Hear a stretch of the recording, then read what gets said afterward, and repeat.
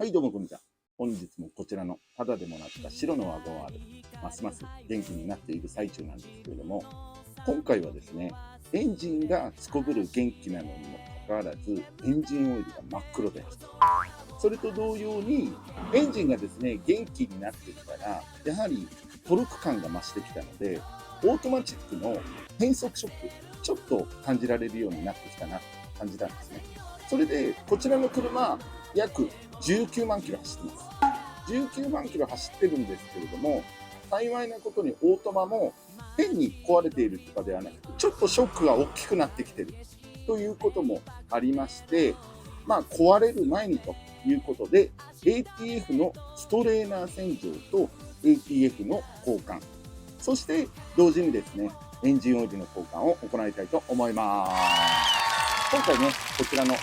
ゴン R の血液とも言っても過言ではない ATF のフルードとエンジンオイルの交換を同時にやっていきたいと思いますので、ちょっとね、油回りになってしまいますので、手が汚れてうまく撮影できるかわからないんですけども、なんとかね、可能な限りフルに見せていきたいと思いますので、ぜひ最後までご視聴いただければと思います。それでは参りましょう。レッツゴー。マーブラックノリオ TV 驚きを届けるちゃんたちの情熱どこまでもベーション。はい、それでは早速作業に入っていくんですけども、果たしてスムーズにいくんでしょうか。こうご期待でございます。それでは作業に参りたいと思います。今ですね、エンジンオイルを抜こうと思って下回りを見たんですけども、ご覧ください。エンジンオイルが滴ってるんですね。それでこのオイルフィルターのところのよくあるオイルシールね、劣化して漏れてるのかなと思ったら、どうやら違うんですね。それなので、その上、もうこれオイル漏れとかあるんですけども、オイルパンのエンジンオイルの漏れっていうのも怪しいなと思ってるんですけども、この車、カペットカバーの部分のガスケットも抜けててオイルが漏れてるんですね。なので、それが滴り落ちてきて、このような感じでオイルがついてるのか、それとも第3の部分からオイルが漏れてるのかわからないんですけども、これですね、今回はエンジンオイルはちょっと後回しにします。それで今後ね、カペットカバーのガスケット交換とエンジンオイルパンのガスケット交換。エンジンオイルパンはね、液体ガスケットになるんですけども、そちらをですね、動画2本立てでやろうかなと思います。それで洗浄してみて、果たしてオイル漏れがなくなるのかどうなのか、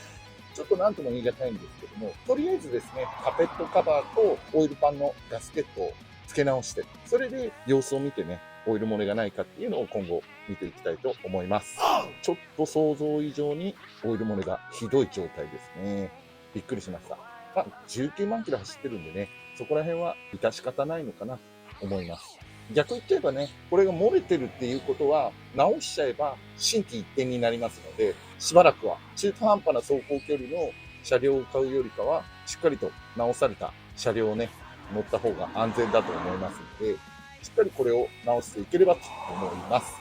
ということで今回はね、ATF のストレーナー洗浄だけやりたいと思います。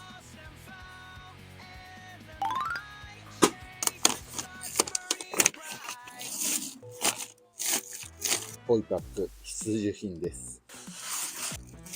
さあ、そうしましたらですね、こちらの AT フルードのオイルパンなんですけども、10mm のボルトがね、果てしなくついております。これを全て外すとですね、液体ガスケットでオイルパンがひっついている状態なので、すぐにガバッと外れることはないんですけれども、じわりじわりとフルードが漏れてくることもありますので、気をつけながらね、念のためにこちらのポイパックを準備しておきました。これでね、10mm のボルトをひたすら外していきたいと思います。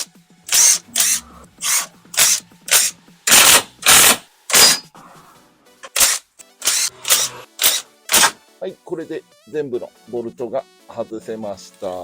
幸いにもね、1個ありました。幸いにも、フルードがそんなにボタボタ垂れてくることはありませんでした。ここからですね、ちょっとスクレーパーみたいなのを入れ込んでって、それで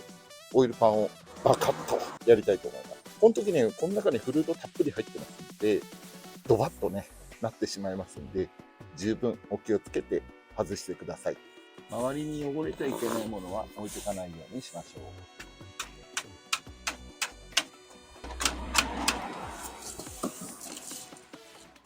こんな感じでね、食べていきます。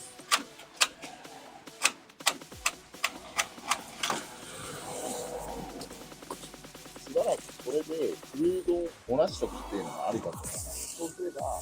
開けた時にね、ドバッとされる量が少しは減りますね。さあ、せっかちなのでもうちょっと広げてみましょう。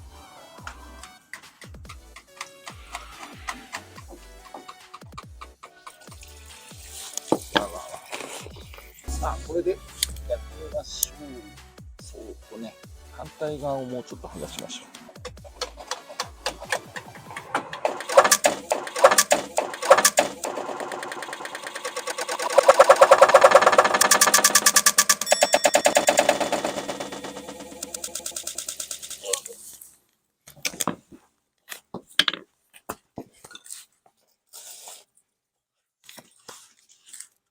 やってしまいました。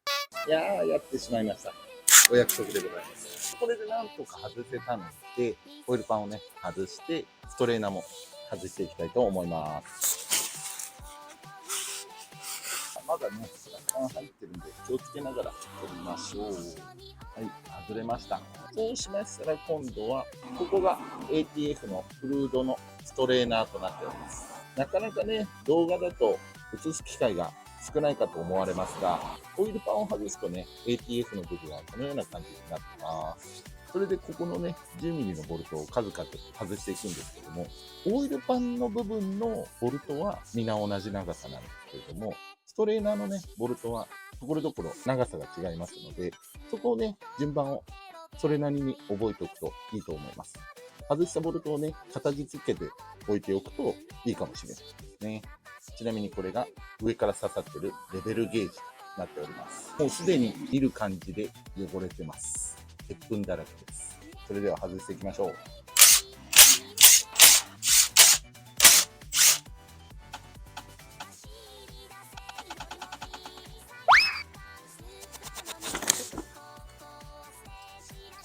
また落ちました。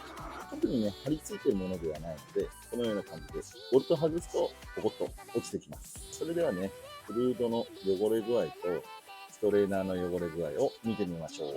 さあ、久々のストレーナー洗浄なので、フルードをいろいろ巻き散らかしてしまいましたが、一応ですね、こちらが抜いたフルードになります。見た感じ、交換したような感じはないかなと思います。だいぶよどんでます。こんな感じでね、よどんでおります。ATF はね、汚れもそうなんですけども、どちらかといえば消泡性、泡立った時の消える速度、こっちがね、重要視されています。そして、こっちのストレーナーです。こうやってね、拭うと、鉄粉がいかについてるかっていうのがわかります。これ全部鉄粉です。そして、裏返しにしても、だいぶね、鉄粉が舞ったかなと思います。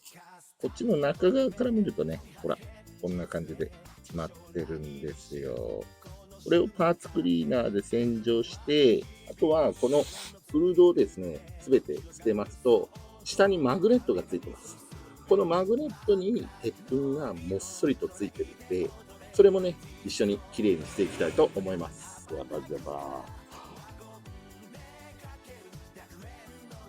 そうすると出てくるのが、このドーナツ型のマグネットなんですけども、元々の綺麗な状態はこの状態です。これがですね、こんだけ鉄粉だらけで丸みを帯びてしまいます。これもね、外して綺麗にしたいと思います。これです。ご覧ください。これはカメラ映えしますよ、ほら。こんなです。さすが19万キロ、伊達じゃないです。これをね、どんどん綺麗に拭っていきたいと思います。はい、これでマグネットの方は綺麗になりました。これの次にオイルパンを洗浄したいと思います。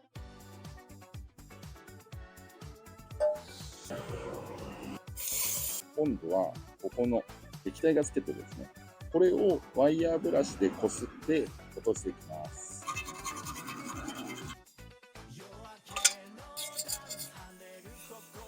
はい、これでね、ガスケット部分なんかもきれいに剥がせて、とりあえず乾燥させたいと思います。さあ、今度はこのストレーナー洗浄です。これもね、ひたすらパーツクリーナーできれいにしていきます。こんだけの色に切り替わります。だいぶ近いでしょ。それでこのフィルターの部分がまだ詰まってますので、ここもね、細かいワイヤーブラシなのでこすってきれいにしたいと思います。あんまり派手にやっちゃうとフィルターが荒れちゃいますんでね、お気をつけてください。軽くさっさっさと、それでパーツクリーナーをやって少しずつ取ってきます。そうするとこの中の方にね、若干ゴミがありますので、これを出してフィニッシュにします。これでストレーナーの方も綺麗になりました。こちらのね、ストレーナーは金属製のメッシュなので、半ば半永久といっても過言ではないので、洗浄すれば再利用できますのでね。これが結局詰まってしまうと、フルードをね、ちゃんと吸えないで、油圧がかからなくてオートマが滑るとか、そういう症状が出てきますので、洗浄してあげて、フルードの通りを良くしてあげれば、かなり油圧が適正にかかりますので、そうすると気持ちのいい変速が実現されるということになっております。それでは、つけるまで置いておきたいと思います。そうしましたら、オイルパンの方ね、液体ガスケットを塗っていくんですけども、念のために液体ガスケットを塗る前に、もう一度ね、パーツクリーナーで脱脂をしといてください。そうしましたらですね、今度はこちらの3ボンド社製の1212という非流動性の液体ガスケットを塗っていきたいと思います。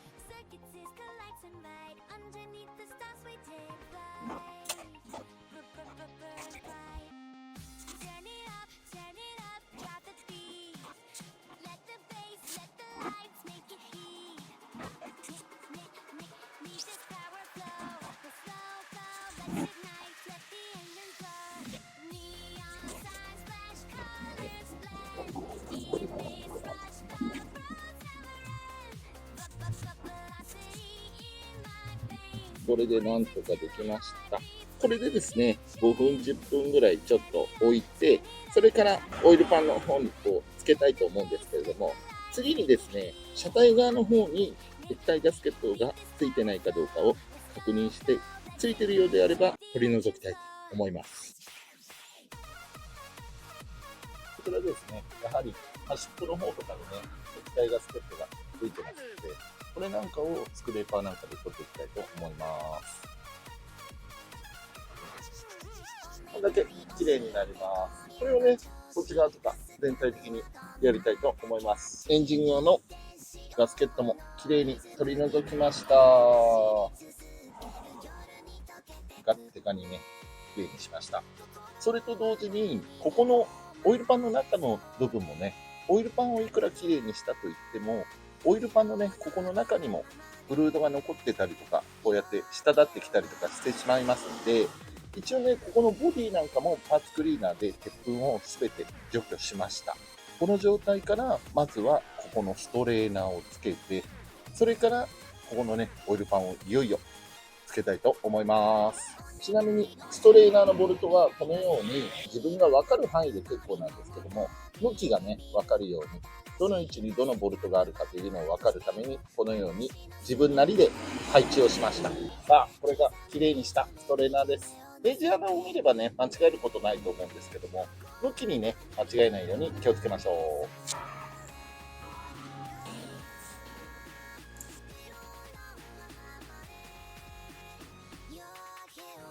対角線上に締めていきましょう。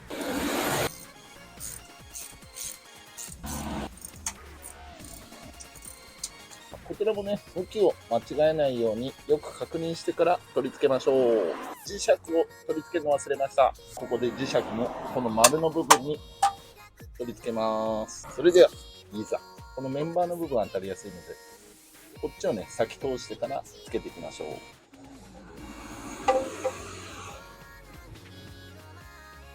ロッキングすかさずボルトをね、仮止めします。ここの部分に関してはこのサブフレームもつきますので、これもね、向きがありますので、向きをよく確認してから取り付けます。四方でね、今仮止めしました。残りね、またできるだけ対角線上に残りのボルトも全部仮止めしていきます。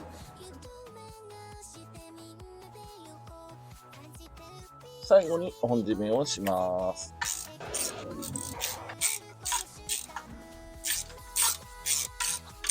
はい、これでね、取り付け完了しました。一応ですね、マーブラの場合は液体ガスケット、ちょっと大盛りにはみ出るぐらいにしてます。大丈夫だとは思うんですけど、念には念をっていうことで、ある程度ね、多めにしてはみ出ていいので、何よりも漏れがね、ないように重視したいっていうので、液体ガスケットを多めに塗りました。これであとは、液体ガスケットとかちょっと飛んじゃったりとかあるんで、そこら辺なんかをちょっときれいにして、しばし乾燥を待ちたいと思います。おかげでね、オイルパンもきれいになりました。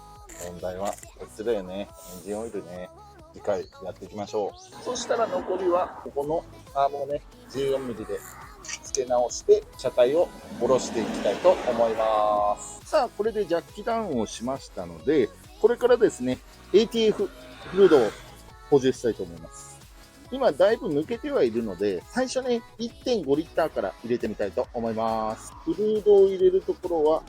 これをズームしていくと、ここに赤いものがありますので、これがですね、AT フルードのレベルゲージとなります。これを、ロックをどけて、それで引く